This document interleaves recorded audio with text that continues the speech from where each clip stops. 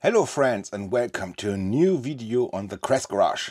This video is in English because I have a special guest. I met him at the toy fair in Nuremberg last week, I think, and we make an interesting talk and cool interview. It was a pleasure for me to meet him. He's one of my heroes for the RC YouTube area, or for this part. He comes from the UK, so from England. He talks English, he cannot speak German. That's not a problem. I could speak a little bit of English. So if you want to hear this in German, I hope YouTube will translate it. So you have where is it here? You have a little, you can go to the menu of YouTube of your video and you can switch the language to German. I hope that will work. Otherwise there will be subtitles. Maybe that helps you. So yeah, let's talk to Phil. Phil von Tomley RC. He's a real favor. He's a real hero of the world I grew in. When I start making videos, he was the one I take a closer look to his channel. I think he makes a really good work. I think a lot of you will know him, especially if you're talking English. And yeah, have fun with this video. So, hi and good to have you here. Yeah, it was good to meet you yesterday, wasn't it? Yeah. And still on the boot and think, oh cool, he's here. Yeah. And I found out that it was your first time here. First time here, yeah, first time here. Tamiya UK asked me if I wanted to come. They didn't. I'm not here with them, but they said, have you ever been? And I was like, no. I was like, do you want to come? We can get you a ticket. And I was like, I'm coming. So I booked my flights the same day, booked my flights, got the hotel sorted, and well, yeah, here I am. Oh, that's a good way of coming easy here. That's it, with the car, it's not too long. Yeah, but I didn't know that you can. I could have probably got a ticket anyway if I'd said I'm media and stuff. I think you can get tickets anyway. That's for me. That's it. So whereas they asked if I wanted to come, and they've got nice coffee, so that's perfect. So we are here at the Tamiya booth. What do you think? What's your favorite? Of course, I know it. But what is your favorite? Apart from the city favorite highlight for this? I think the highlight is just. If you look at all the other booths around, this one's just got so much presence, hasn't it? It's an iconic look. I think it's looked like this for a long time, hasn't it? And just the displays, I mean, just all the displays and stuff around here.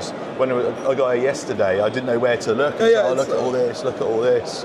It's not too much, but it's really cool to see. And I think it's a little bit of this Japanese. The style is coming here. It's the purple are always with a suit and that's it. I felt a bit underdressed. I mean, yesterday I had a shirt on. I put a collar on, whereas just a hoodie today. I feel a bit underdressed compared to everyone else. But and then today again, even though I was here all day yesterday, even today I'm still looking around and seeing stuff that I didn't really see yesterday. Everything is shiny and blinky. Yeah, and I think the next gen from them, I just think that's a really cool sort of next gen, like that newer sort of thing. And I like it. It's got a nice Japanese style about it. But now you're standing here, and I found out this channel. I don't know if you have others before. 2008. So that was when I first discovered YouTube. I didn't actually start anything radio controlled until I think my first RC video was 2012. Okay. Like really pixelated with a Tamiya stadium blitzer, but. I put a couple of play guitar and stuff, so I put a couple of guitar tutorials on there, but I had to remove them because the copyright music and stuff. So, although I've had a channel since 2008, I didn't actually start doing anything till around 2017. So you switched the idea of the channel? Yeah, because I started doing, and again, it's actually we stood here in the Tamiya booth, and it was actually Tamiya that started the channel because I started doing speed runs as part of the Tamiya forum. They had a speed run challenge, and part of that challenge you had to video your speed to verify it to get on the list. So I started videoing my cars, and only had Tamiyas at the time, putting it on the list, and then I was like, I quite enjoy making videos, and it just spiraled from there. I never intended to build a channel and have a channel full time. It just kind of fell into it, if you know what I mean. So, and I was working full time up until 2022. I was still working full-time in 2022. I remember the video when you started, okay, and now I try to do it. I had a full-time job until 2022, and then I started YouTube full-time from then on. So actually, as a full-time YouTuber, I'm quite young in that. So I imagine when I start with YouTube, so I studied film, I'm really at this media business. I come from outside to this hobby, to this RC hobby.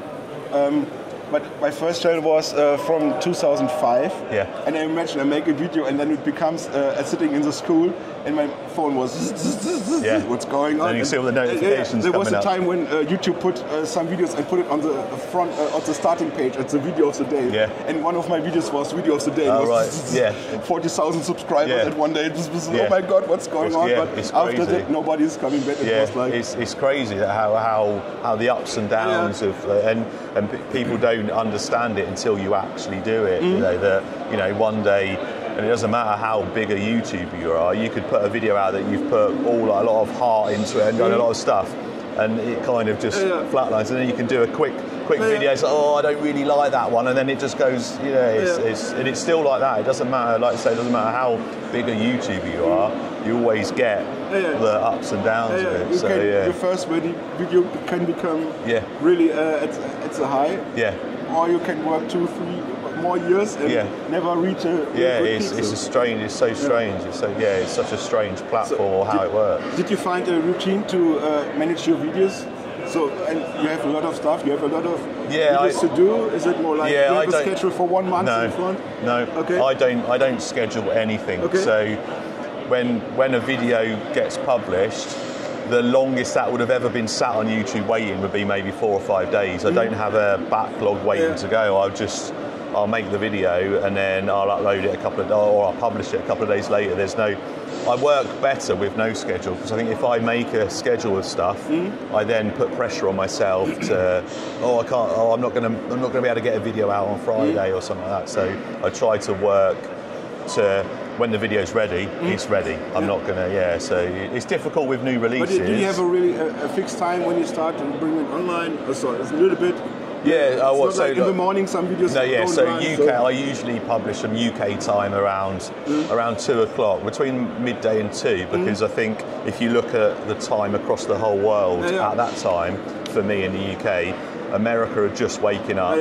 And then if you go east, they're just all sort of, it's going to evening and going to bed. So I think for me, around UK time, between 12 and 2 o'clock, it kind of covers a big span of people. So, and then, I don't, but other than that, that's for my German language channel. It's a little bit more, I have to wait when they come back from work. So it's not like I have to watch what's going on in the world. It's more like what's going on in Germany. And then sometimes people from Canada and US watching my videos too. Now it's translated. Sometimes I start to translate my own videos.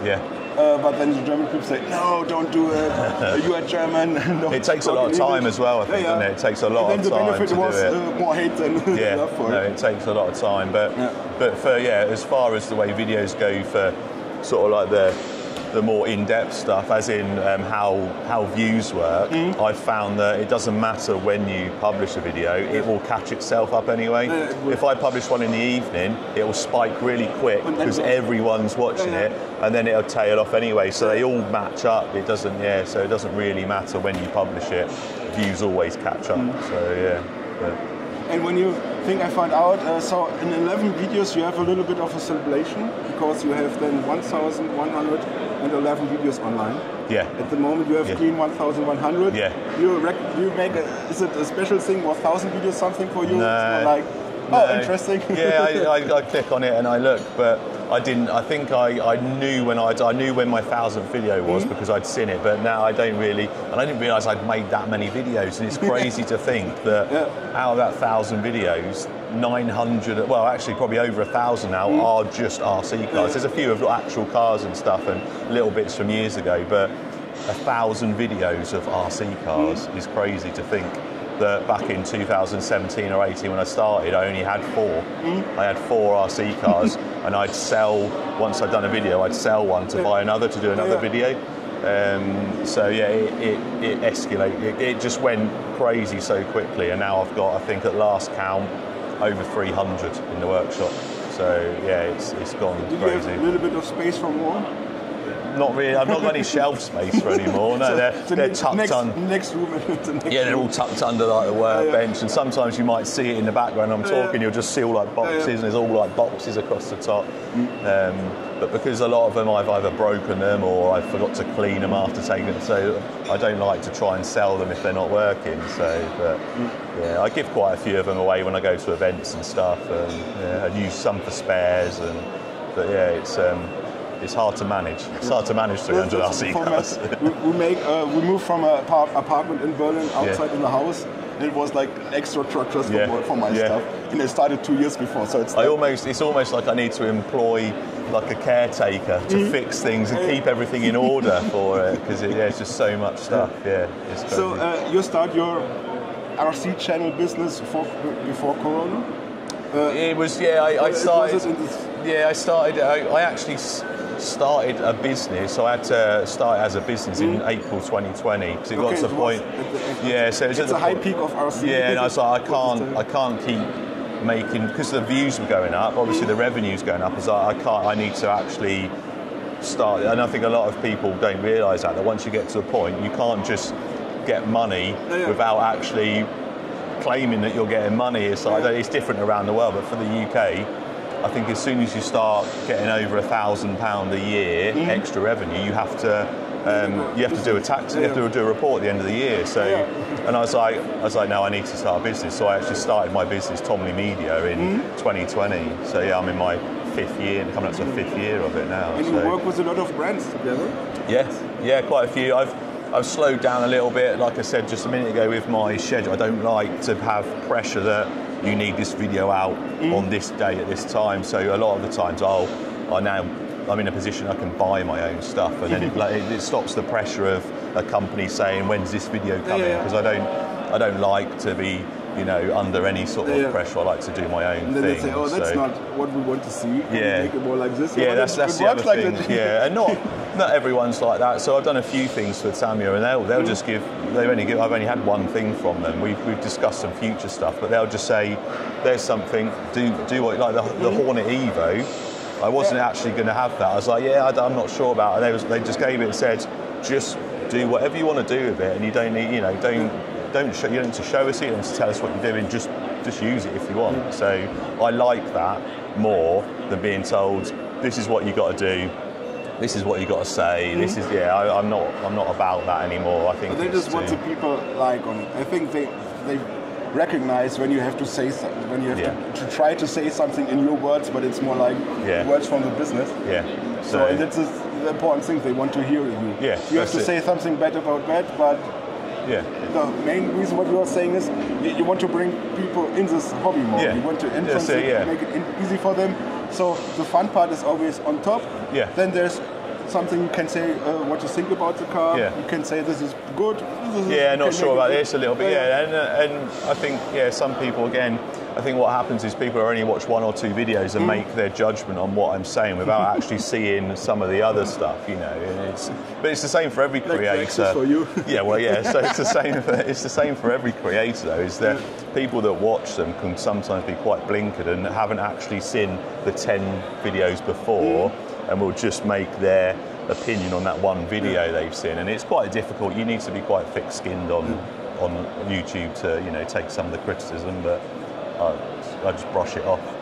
So, do you have extra plans for the future? So will you keep the engine running, make it how long it works, or? I'm not sure how long I've got left in the RC hobby. I don't know whether people want to see someone in their 50s at a skate park, with an RC car or stuff. So I've got some other plans for stuff. I'm quite big into actual cars as well, so I might start drip feeding some car projects in that I've got, and I've got my Hilux. But don't start with monster trucks. No.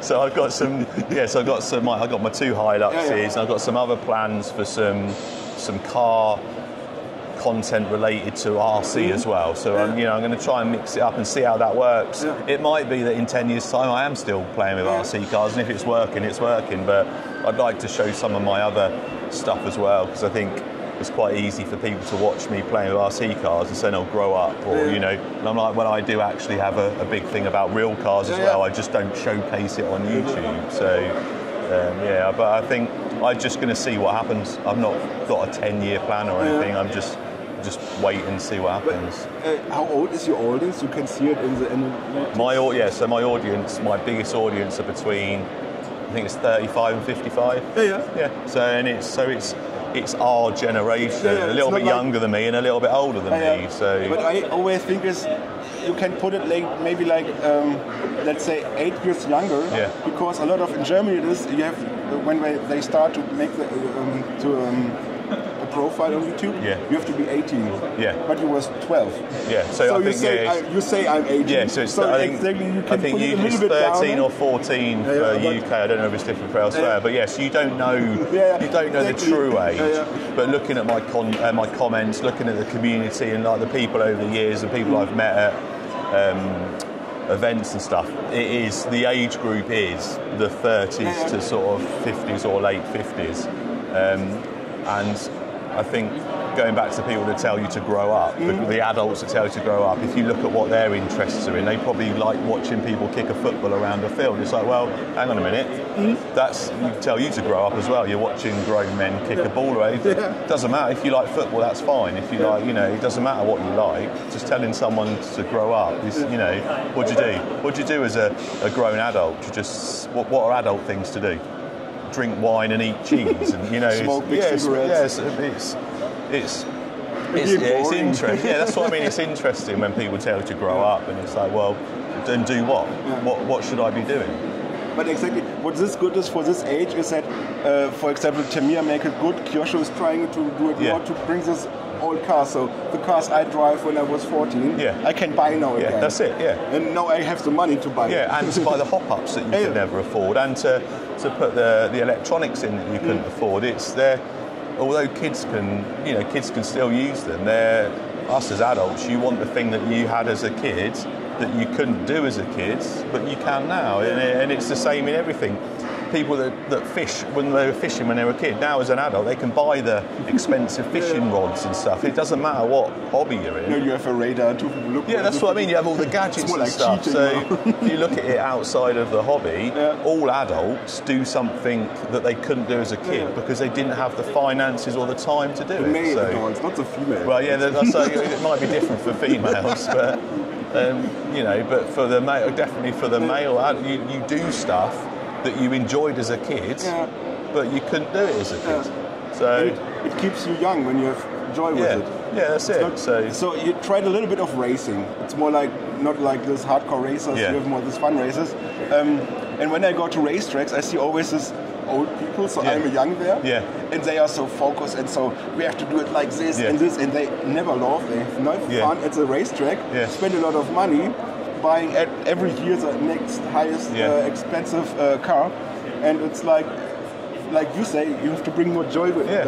It should be fun, shouldn't it? So and that's what I try and do, and that's why sometimes I don't do the same videos as other people. I try not to do the same thing because I just want to enjoy it. And I think if I have to do YouTube to get revenue to be able to do it full time, but for me, the sort of money side of it isn't what drives me to do it. I would much rather see a video be really popular and people really enjoy than a video that wasn't all that good but makes more money. I'd rather have the video that was actually more, so for me, as much as you need revenue, because I couldn't do it without getting paid, that isn't the driving factor for me. The driving factor is sort of exploring the hobby and doing different stuff and doing as much as I can. And obviously the more popular I get and the more views I get, the more money comes in, which means I can then spend it to get for instance, the Cross RC 10x10. It took me about 2 months to decide to spend like 4,000 UK pounds, so $5,000 on everything to do it. That wasn't just I'm going to buy it because I want it. I had to think, is it going to be popular? Are people going to like it? I really want to build it, even though it was one of the hardest builds I've ever done. It was something I really wanted to do. And the same as the Cross RC tractor I've just bought. I'd never spend £800, like $1,000 on a toy tractor. But one, I wanted to have a play and like do it, and I knew that other people would want to see it. So you know, it means I can get the revenue to do more stuff in the hobby. So but it was just interesting to see it in the mud. Yeah, just slowly turning through it. Yeah. Like, rolling, and that's what I like about being able to do YouTube. Is it's given me the opportunity to look at stuff and that I would never have the opportunity to do. I mean, I could easily just buy all the cheaper stuff and not spend the money, and just make more money and keep more money. But I like to spend money to bring better videos, if you know what I mean. You know, if you look at it that way. So yeah, it's I never look at it just how much money can I make. It's what can I get on the channel that's going to interest people. So. So in the UK, you have there are some YouTubers who are specialized for RC cars. A little bit of a community, like I don't know, so we got a few. So it's probably about 4 or 5. There's loads of channels, but you've got some that specialise in just the vintage sort of like the builds and stuff. You've got some guys that do like racing. And then obviously we've got Kevin Talbot that does like anything and everything, just you know, make it bigger, make it faster, see how high it can go, and he's doing a great job of that. Although we can't class him as in the UK anymore because he's moved to the Isle of Man, so the Isle of Man isn't part of the UK. But anyway, yeah, so we've got a good mixture of people, and I think it's good, but. Again, going back to sort of like more the technical side of YouTube, when the RC hobby's a small niche anyway in a big thing. So if you then niche down further into that hobby, it's this even smaller audience. So it's hard to balance out what what you want to do, to get the exposure and stuff like that. So and that's why I mix everything up. I try and do something different every single video. Sometimes it's a different car, a rally car, a road car, a crawler, a tractor. So I try and make it different every time. But so sometimes you have those rivals against the other ones. You have races. Oh, we done some YouTuber races. Is it last more year. like fun to? Oh yeah. It's so not even the races. Sometimes it's like more like. So it's a little bit of more real fun, not like. Both have positive. All of us there that were racing. It was all good fun. Everyone, and whatever you see on the video, it is all just like banter. And we all, even with the cameras off, it's just like we all went for like a curry and stuff like that. And we were all just like a little bit of cheating going on, a little bit trying to knock each other off. Or it was good fun. I need to do some more really because I think we're going to maybe organise one this year. So did you come together and organise it? Or we've got a group. So we've got a little Facebook group that's YouTuber race group, and we're all in that. So again, some of the speculation outside of YouTube is, he's got beef with him or he doesn't like him. We're all in a group, like we're all in a chat group together, and we just talk to each other. So there's no issues with anyone. So it's crazy what people think, like the other side of the screen, like the assumptions they make. But about stuff. For them, it's sometimes interesting to fight for your hero. And it pushes the video anyway. If you type hate on it or love on it. So, like for instance, the X-Max video I made, I sent a picture into that group, and Kev was one of the first to reply. And his reply was, "About time you got the world's best RC car." You know, it's sort of like that. There's no like, So we just take the mick out of each other and have a laugh in there. But so. It's good fun. We need to do some more races. I think what we might do actually with the City Turbo coming out, I might try and organise a City Turbo race and get us all like with them just racing around and stuff. That'd be good. Yeah. Maybe I can come to the UK. So you come over. That's it. The world championship YouTube race. To fight between UK and Germany. Well, if you did come over. One thing, I wouldn't be the tallest stood on the stand. If you watch the video back, there's me like up here, and then like everyone else like right down here. You're the first person like that I have to look up to when we're talking. But so it won't be me on the stand looking down on everyone else. Phil, thank you. Thank for the time for me here. Yeah, absolutely. So, if you're interested, his channel, maybe you know it, but I put it under it. If you want to have a look at some stuff, come over. And if you are interested in my stuff more, keep a follow there, it would be nice. Give a thumbs up, and now say goodbye. Ciao, euer Kress. See you later.